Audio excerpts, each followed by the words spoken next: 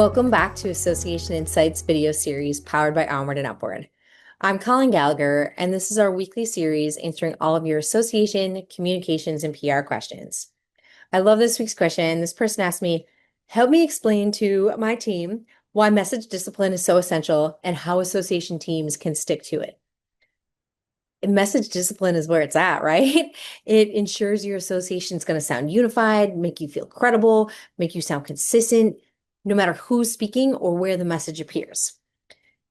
You want to start with a key message platform because that makes everything else easier. So everyone, your staff, your volunteer leaders, your committees, they should know the association's core messages and how to use them.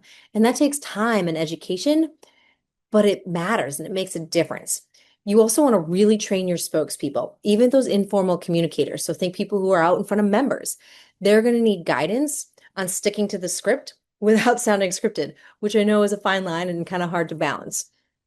You also want to create really practical tools.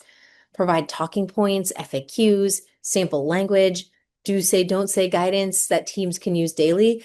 This makes things a lot easier to follow.